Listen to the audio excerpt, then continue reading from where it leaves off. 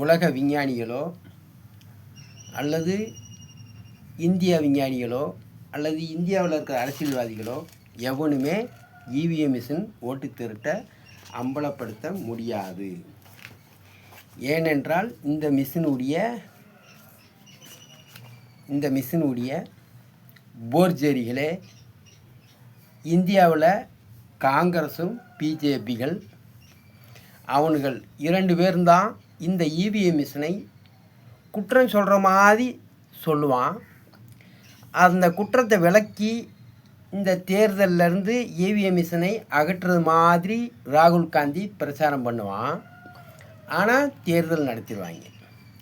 உலகத்திலே Jayapandi scientist படிப்பறிவில்லாத technology தெரியாத ஓட்டு போடக்கூடிய பொதுமக்கள் புரியக்கூடிய வகையில் நேரடி ஒளிபரப்பில் ராகுல் காந்தி என்ற பொண்டுகப்பயலும் மோடி என்ற பொண்டுகப்பயலும் 2 பொண்டுகப்பயல்களும் அதே மாதிரி தமிழ்நாட்டு முதலமைச்சர் எச்சிக்கல்ல நாய் விஜயவும் 3 பேரும் ஆளுக்கு 100 ஓட்டு கண் ரேகை வைத்து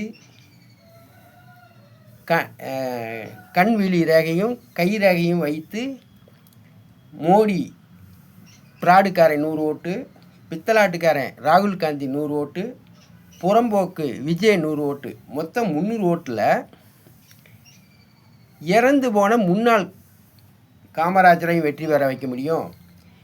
ஜீரவானான பொண்டுகப்பைய சீமான் அவனையும் வெற்றி பெற வைக்க முடியும். ஆகையால் இந்த செருப்படி எதுக்காகனா திருச்சி இடைத்தேர்தல் நடத்துகிறீங்க. அந்த தேர்தல் இவிஎம் மிஷினில் நேரடி ஒளிபரப்பில் இந்த ராகுல் காந்தி 100 ஓட்டும் மோடி 100 ஓட்டும் போடட்டும். நான் அதில் வெற்றி பெற்று நானே வெற்றி பெற்று காமிக்கவா ஜெயபாண்டி சயின்டிஸ்ட்டு. ஆகையால் இந்த மாதிரி நீதிபதி என்ற பிராத்தல்கார பயல்களை வச்சு இந்த நாட்டை சீரழிப்பது முறையல்ல.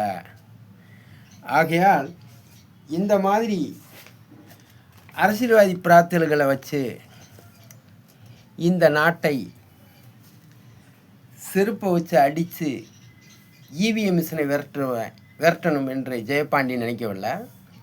அந்த இவிஎம் மிஷினில் எந்த விதமான சாஃப்ட்வேர்களும் பயன்படுத்தாமல் இந்த இவிஎம் மிஷினை ஓப்பன் பண்ணாமல் இந்தியா பிரதமர் என்ற பிராத்தல் பயல் 100 ஓட்டும், அதே மாதிரி ராகுல் காந்தி 100 ஓட்டும், தமிழ்நாட்டு முதலமைச்சர் 100 ஓட்டும், மொத்தம் 300 ஓட்டு. இந்த 300 ஓட்டும் போடும்போது கண் ரேகை கை ரேகையெல்லாம் வைத்து ஓட்டு போடுங்க. நேரடி ஒளிபரப்பில் எல்லா ஓட்டு போடக்கூடிய வாக்காளர்களும் பார்க்கட்டும். என்னையா ராகுல் காந்தி என்ற பொண்டுகப்பைய கண் ரேகை கை ரேகைலாம் வச்சு 100 ஓட்டு போட்டான் இவிஎம் மிஷினில். மோடி என்ற பிராத்தல்காரன் கண் விழி ரேகை கை ரேகை வைத்து 100 ஓட்டு போட்டான்.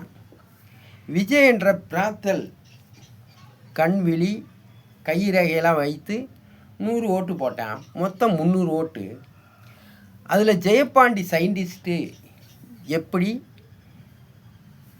250 ஓட்டில் வெற்றி பெற்றார் என்பதை வெளிப்படைத்தன்மையாகவும் இவிஎம் மிஷினை ஓப்பன் பண்ணாமல் எந்த விதமான சாஃப்ட்வேர்களை பயன்படுத்தாமல் இந்த மிஷினை கண்ட்ரோல் செய்து நேரடி ஒளிபரப்பில் நிரூபித்து காமிக்க முடியும் ஜெயபாண்டி சயின்டிஸ்ட்டு. ஆகையால் இதுக்கு ஒத்துக்கிறவில்லை என்றால் 75 நாளைக்குள்ள தமிழ்நாட்டு முதலமைச்சர்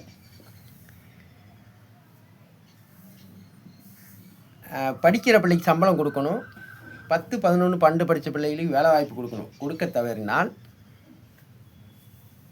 75 நாளைக்குள்ள தமிழ்நாட்டுடைய முதலமைச்சர் பதவியை விலக வேண்டும்.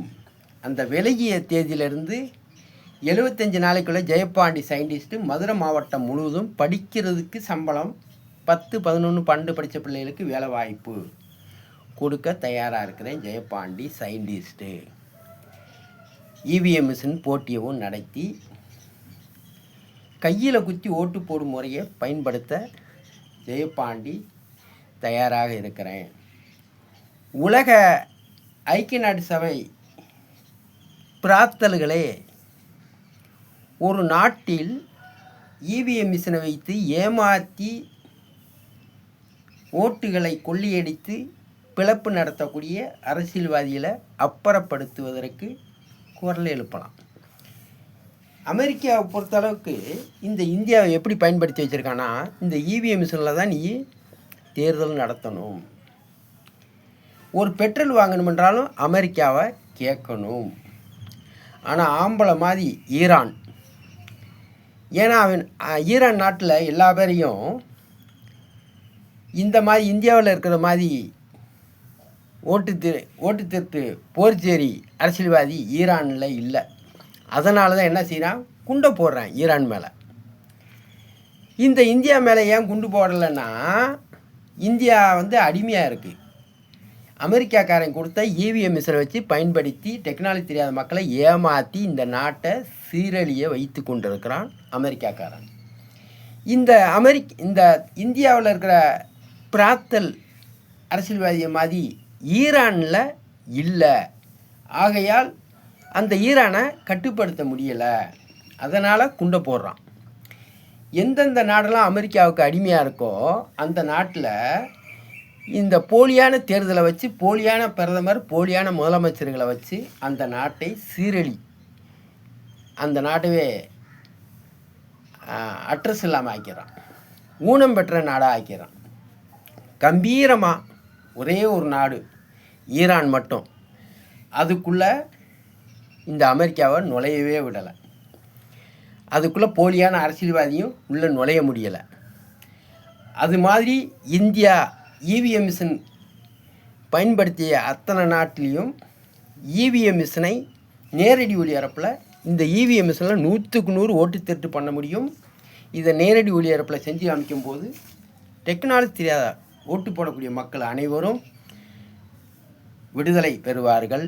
அந்தந்த நாட்டில் இந்த மாதிரி போலி ராகுல் காந்தி காங்கிரஸ் இருக்காது, பிஜேபி மோடி இருக்க மாட்டான், இந்தியாவில் போலியான கட்சிகளே இருக்காது. ஏன்னா மக்கள் அப்பப்போ தூக்கி அடிஞ்சு அவனுடைய இதெல்லாம் சப்டி பண்ணிடுவாங்க.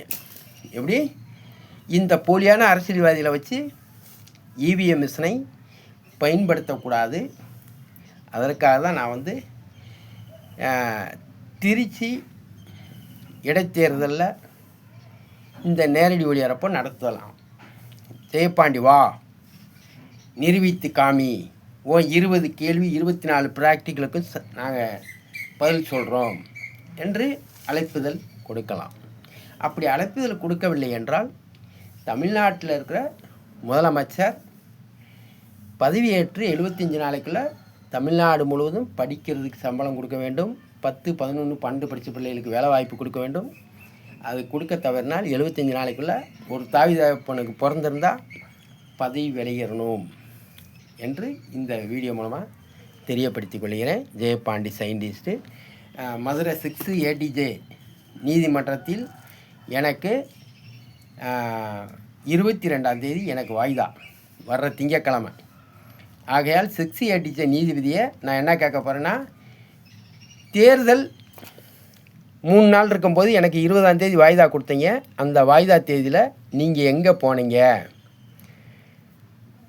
நீங்கள் இருந்திருந்தால் நான் இந்த தேர்தலை செல்லூர் மேலத்தோப்பில் உள்ள ஓட்டு பூத்தை முற்றுகையிட்டிருப்பேன். அப்போ நான் அதை வீடியோ போட்டோடனே எதற்காக நீங்கள் லீவு போட்டீங்க? ஒருத்தன் முற்றுகையிட போகிறோம்னா எப்படி அவன் முற்றுகையிடுவான்னு நீங்கள் இருந்திருக்கணும்ல நீதிமன்றத்தில். 2வது வாய்தாவிலையும் நீங்கள் வரவில்லை, ஏன் என்று கேட்க இருக்கிறேன். விஜய் பதவி விலக வேண்டும் என்று 6 ADJ நீதிமன்றத்தில் குரல் எழுப்ப இருக்கிறேன். 22ஆம் தேதி மதுரை நீதிமன்றத்தில் 6 ADJ. நன்றி, வணக்கம். அடுத்த டேக்கில் பேசுகிறேன். PO Jayapandi scientist.